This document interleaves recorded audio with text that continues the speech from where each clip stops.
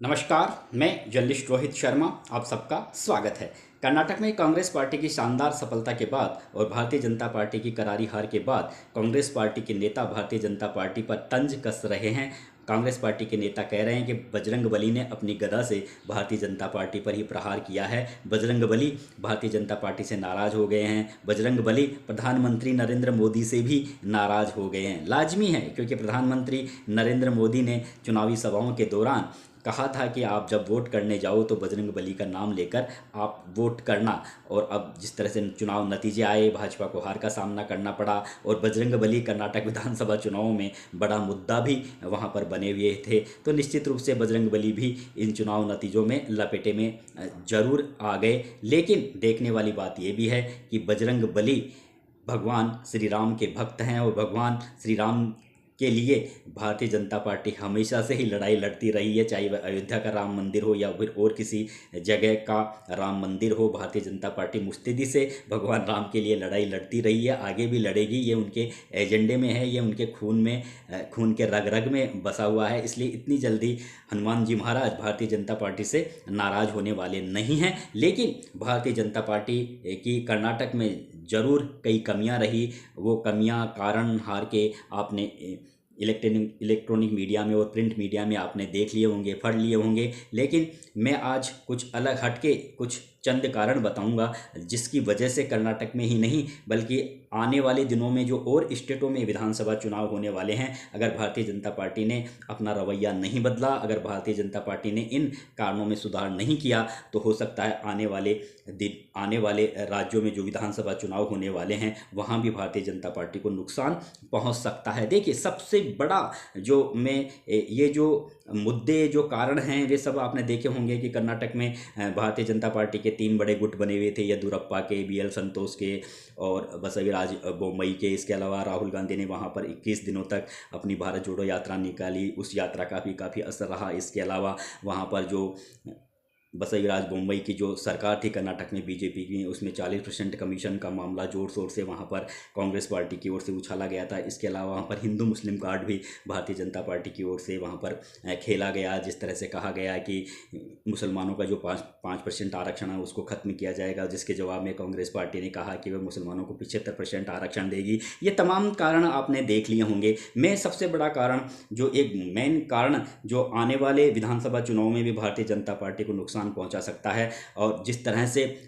हिंदुस्तान के तमाम विपक्षी दल अब इस मुद्दे को लेकर केंद्र की मोदी सरकार पर बराबर नियमित रूप से हमला भी बोलते रहे हैं। मेरा इशारा है कि जिस तरह से विपक्षी दलों के नेता, चाहे वे अखिलेश यादव हो, नीतीश कुमार हो, ममता बनर्जी हो, अरविंद केजरीवाल हो, सोनिया गांधी हो, राहुल गांधी हो, प्रियंका गांधी हो, बराबर विगत कुछ सालों से बराबर ये हमला बोलते रहे हैं कि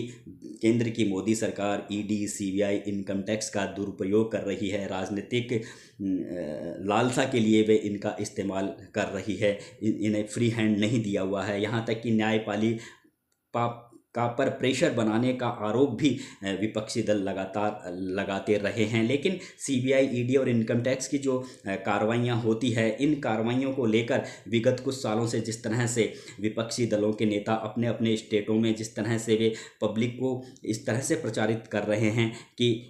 ये मोदी सरकार है, वो सिर्फ अपनी राजनीतिक महत्वाकांक्षाओं को पूरा करने के लिए ही ED, CBI और इनकम टैक्स के छापे उन नेताओं के डलवाती है जो नेता बीजेपी के लिए चुनौती बने हुए हैं या फिर वे बीजेपी के खिलाफ अनर्गल बयानबाजी कर रहे हैं। तो उन्हीं के नेताओं के या फिर उनके परिजनों के, रिश्तेदारों के यहाँ ED के छापे डले भी हैं। तो और देखने वाली बात यह है कि जो नेता जिस पर पहले कई तरह के आरोप लग चुके हैं, भ्रष्टाचार के और भी कई तरह के आरोप लग चुके हैं, अगर वह नेता भारतीय जनता पार्टी में आ जाता है तो फिर उसके खिलाफ इस तरह की कार्रवाइयाँ नहीं होती, ED की, CBI की, इनकम टैक्स की। तो फिर अपने आप ही जो पब्लिक है उसके दिमाग में ये बात ज़रूर बैठ जाती है कि जिस तरह से विपक्षी नेता कहते हैं कि ईडी सीबीआई का दुरुपयोग किया जा रहा है, इनकम टैक्स का दुरुपयोग किया जा रहा है, तो वो कहीं ना कहीं फिर हिंदुस्तान के लोगों में ये भावना प्रबल उनके दिमाग में ये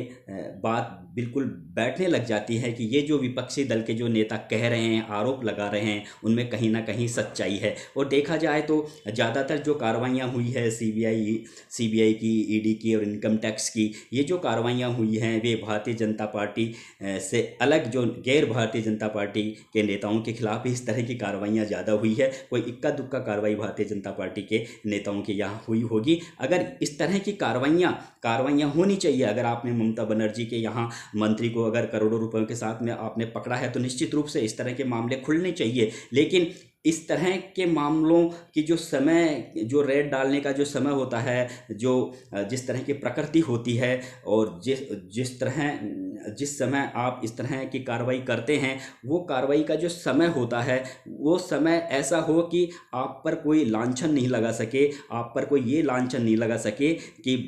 भाजपा ने या मोदी सरकार ने एक तरीके से अपनी राजनीतिक महत्वाकांक्षा पूरा करने के लिए इस तरह की रेड डलवाई है। तो आपको इस तरह की कार्रवाइयों को लेकर जिस तरह से विपक्षी दल केंद्र की मोदी सरकार के खिलाफ हवा बना रहे हैं, प्रचारित कर रहे हैं लोगों में, वो कहीं ना कहीं लोगों के दिलों में ये बात बैठने लगी है, बसने लगी है कि ये जो कार्रवाइयाँ हो रही है मोदी सरकार की ओर से, ये कहीं ना कहीं राजनीति से प्रेरित है। तो इसका अब आने वाले दिनों में केंद्र की मोदी सरकार किस तरह से जवाब देगी, ये काफ़ी देखने वाली बात होगी। और इस पर मोदी सरकार को ज़रूर कुछ ना कुछ गंभीरता से सोचना चाहिए। मोदी सरकार को उन नेताओं के खिलाफ भी कार्रवाई करनी चाहिए जो भाजपा से जुड़े हुए हैं या भाजपा के सहयोगी हैं। अगर उनके यहाँ भी अगर इस तरह की कार्रवाइयाँ होती हैं तो फिर अपने आप ही विपक्षी दलों के नेताओं की जुबान बंद हो जाएगी। लेकिन अगर आप गैर भाजपाई राजनेताओं के यहाँ या उनके सहयोगियों के यहाँ इस तरह के, या उनके परिजनों के यहाँ इस तरह के छापेमार कार्रवाई को अंजाम ईडी या इनकम टैक्स देती रहेगी तो फिर निश्चित रूप से, क्योंकि केंद्र में आपकी सरकार है, तो फिर उंगली केंद्र की मोदी सरकार पर ही उठती है। और यही हो रहा है कि विपक्षी दल हैं वे बराबर अभी विगत 5-7 साल से लगातार इसी तरह के आरोप लगा रहे हैं कि जो केंद्रीय एजेंसियां हैं उनका दुरुपयोग हो रहा है। और ये बात अब लोगों के दिलों में भी बैठने लगी है। और जिस तरह से जो कर्नाटक में, महाराष्ट्र में और मध्य प्रदेश में जिस तरह से सरकारों का गठन किया गया और वो सरकारों का गठन किन हालातों में कैसे किस तरह से हुआ और जिस तरह से जो जोड़ तोड़ करके जिस तरह से सरकारें बनी, तो इस तरह की जब कार्रवाइयाँ होती हैं तो ये जो आज का जो युवा है, जो समझदार युवा है, जो समझदार लोग हैं, वे इस तरह की कार्रवाई को ठीक नहीं मानते। तो आपको थोड़ा इस दिशा में भी, भले ही राजनीति में ये सारे खेल चलते रहते हैं, लेकिन आपको अपनी छवि को भी ध्यान में रखना होगा। आपको ये पब्लिक में इस तरह का मैसेज देना होगा कि ये हमने जो कार्रवाई, ये जो हम सरकार बना रहे हैं, ये हमने अपने स्तर पर, अपने दम पर हम सरकार बना रहे हैं। जिस तरह के चार्ज भाजपा पर लगाए जाते रहे हैं कि जोड़ तोड़ करके ये सरकारों को गठन होता है, किया था महाराष्ट्र में, मध्य प्रदेश में और कर्नाटक में, तो ये इस तरह का जवाब आपकी ओर से भी तरीके से दिया जाना चाहिए ताकि विपक्षी दलों की जुबान बंद हो जाए। तो ये जो इस तरह के मामले हैं, सीबीआई, ईडी, इनकम टैक्स के छापे और ये जो सरकारों को जोड़ तोड़ करके भाजपा की ओर से सरकार बनाना, तो ये इस तरह की जो विषय होते हैं, इनको बहुत ही तरीके से विपक्षी दल भारतीय जनता पार्टी के खिलाफ माहौल बनाने के लिए इस समय हिंदुस्तान की जनता में एक तरीके से वे बड़े ही तरीके से ये समझाने का प्रयास करते हैं कि देखिए, भारतीय जनता पार्टी या केंद्र में बैठी सरकार इन संस्थाओं का दुरुपयोग कर रही है और एक स्वच्छ राजनीति हिंदुस्तान में नहीं हो रही। इसके अलावा देखिए, एक और बात मैं आपको बताना चाहता हूं कि दक्षिण भारत के राज्य सिर्फ काम से काम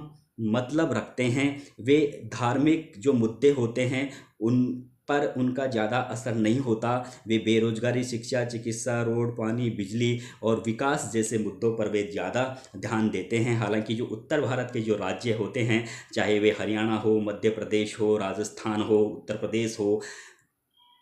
मध्य प्रदेश हो, ये राज्य जरूर धार्मिक मुद्दों के, इन राज्यों में रहने वाले लोग जरूर धार्मिक मुद्दों में बहकाव में आ जाते हैं उत्तर भारत के लोग, लेकिन दक्षिण भारत के लोग इस तरह के मुद्दे उन पर हावी नहीं होते। आपने देख लिया होगा कि किस तरह से वहाँ पर भाजपा ने हिंदू मुस्लिम कार्ड खेला, लेकिन वो कार्ड वहाँ पर नहीं चला। हालांकि अब उत्तर भारत के राज्य भी धार्मिक जो मुद्दे होते हैं उनमें अब थोड़ा उनका विश्वास ज़रूर कमज़ोर हुआ है, क्योंकि आज की जो युवा पीढ़ी है वो बेरोजगारी से निजात पाना चाहती है, विकास देखना चाहती है। आज के जो लोग हैं वे अब साक्षरता का प्रतिशत हर स्टेट में बढ़ता जा रहा है, इसलिए आज के जो वोटर हैं वे चाहते हैं, वे अपने इलाके में विकास चाहते हैं। तो ये जो परंपरागत जो हथियार हैं भारतीय जनता पार्टी के, जिस तरह से जो धार्मिक मुद्दे होते हैं, इन धार्मिक मुद्दों से भी हटकर भारतीय जनता पार्टी को अपना ध्यान हटाना होगा और विकास पर आधारित उन मुद्दों को लेकर उन्हें आगे चलना होगा। अभी देखा होगा आपने राजस्थान में जिस तरह से जो बम धमाके हुए थे, उसमें जो हाई कोर्ट की ओर से सभी को क्लीन चिट दे दी गई दोषियों को, उसको ही मुद्दा बनाए हुए है भारतीय जनता पार्टी के जो प्रदेश अध्यक्ष है राजस्थान इकाई के CP जोशी। पूरी भारतीय जनता पार्टी उसी मुद्दे को लेकर पूरे राजस्थान भर में घूम रही है, जबकि जो सचिन पायलट हैं राजस्थान में, जो पूर्व उप मुख्यमंत्री रह चुके हैं, कांग्रेस पार्टी के बड़े लीडर हैं, वे RPSC की जो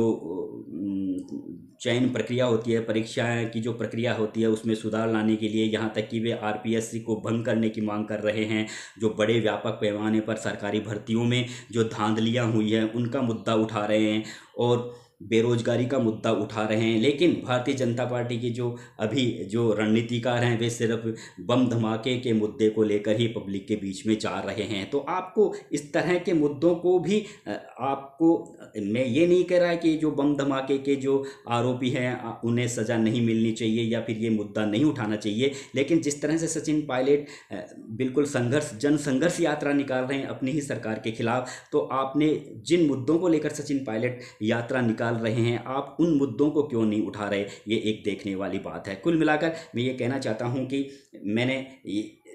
और भी कारण आप सब समझ गए होंगे, कर्नाटक विधानसभा चुनाव में भाजपा के हार के कारण आप सब ने देख लिए होंगे, लेकिन मैं ये 3 बातें मैंने आपको बताई है। अगर इसमें भारतीय जनता पार्टी के नेता अगर इसमें सुधार लाने की गुंजाइश करेंगे तो आगामी दिनों में जो मध्य प्रदेश में, राजस्थान में, तेलंगाना में और कई स्टेट, मिजोरम में जो चुनाव होने वाले हैं उसमें निश्चित रूप से भारतीय जनता पार्टी मजबूती से मुकाबला